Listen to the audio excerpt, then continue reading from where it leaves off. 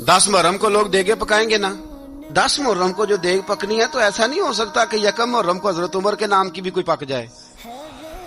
अगर इमाम हसन हुसैन के नाम की देगे पके तो जो इमाम हसन हुसैन के से प्यार करने वाले हैं, जो इमाम हसन हुसैन से, हम लोगों ने भी अजीब रट्टा अपनाया है ना, हम लोग बात का एक पहलू देखते हैं दूसरा नहीं देखते।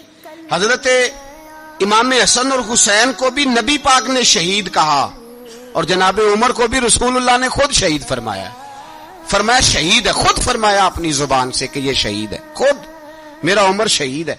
तो उनके नाम की देग नहीं पकनी चाहिए, उस तरफ नहीं हमारी तवज्जो होनी चाहिए। अहले बैत का प्यार अगर सिखाया है तो जनाब उमर ने सिखाया है, रदी अल्लाह ताला अन्हो।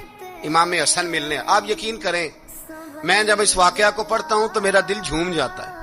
मैं कहता हूं यार डाढ़ा होना अपनी जगह पे, इश्क होना अपनी जगह पे, इंसान का बावकार होना अपनी जगह, जहां खड़े होना था वहां ये खड़े होते थे और जहां झुकना था वहां ये इन लोगों में इकबाल ने कहा था तेरी निगाह नाज से दोनों मुराद पा गए, अकले गियाबो जुस्तजू इश्के हुजूरो इस तरह।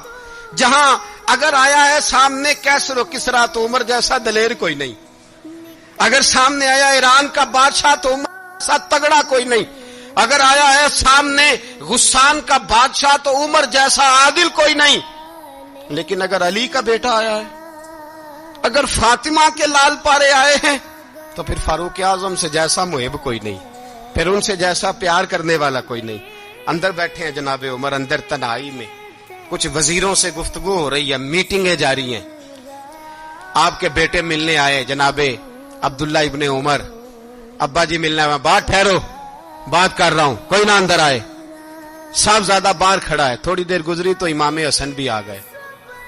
कौन आए? आपको अजब मिलेगा इमाम साहब का नाम लेने से, वो सरदार हैं जन्नती। कौन आए?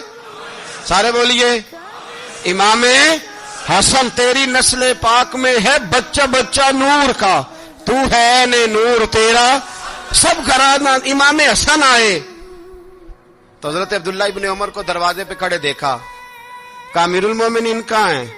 कहने लगे हजरत उमर के बेटे। कहने लगे वो अंदर बैठे, कुछ मीटिंग हो रही है और उन्होंने कहा कोई अंदर ना आए, लेकिन आप जाना चाहें तो चले जाएं, आप जाना चाहें तो, तेरी नस्ल पाक में है बच्चा बच्चा नूर, आप जाना चाहें तो चले जाएं। तो उन्होंने कहा जब आप बाहर खड़े हैं तो मुझे कोई इतना जरूरी काम नहीं और अभी जोर की नमाज थोड़ी देर में होगी, मैं मस्जिद में मिल लूंगा अमीरुल मोमिनीन से।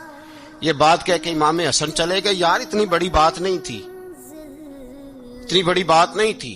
वो मेरे उस्तादों का बेटा भी आए तो कहा ठीक है जी वो सोए हुए हैं, तो कोई गर्ज नहीं यार मैं ठहर के आ जाऊंगा, कोई बड़ी बात नहीं थी। देखा जाए तो बड़ी बात नहीं थी, पर बात बहुत बड़ी थी इसलिए कि ये खाली हसन नहीं, ये हसन इब्ने अली है, ये हजरत फातिमा के लख्ते जिगर। हजरत उमर बाहर निकले, अब्दुल्ला इब्ने उमर से पूछा कोई आया तो नहीं? तो कहा हुजूर इमाम हसन आए थे।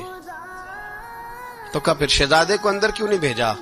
कहा मैंने कहा था। वो कहने लगे अगर अमीरुल मोमिनीन मसरूफ हैं तो मैं जोहर में मिल लूंगा। हजरत उमर रोने लगे, फरमाया बेटे तूने अच्छा नहीं किया। फिर मस्जिद नहीं गए, सीधे इमाम हसन के दरवाजे दस्तक दी। इमाम हसन बाहर आए, कहा शहजादे आए थे तो मिले क्यों नहीं? तो इमाम हसन कहने लगे हुजूर आपका अपना बेटा दरवाजे पे खड़ा था, आपका अपना बेटा दरवाजे पे खड़ा था, वो मना भी किया था आपने तो मैं जोर में मिल लेता। हजरत इमाम हसन फरमाते जोशे जज्बात में जनाब उमर ने सर से पगड़ी उतार दी, जोशे जज्बात में। कहने लगे हसन मेरे बेटे का और आपका क्या मुकाबला?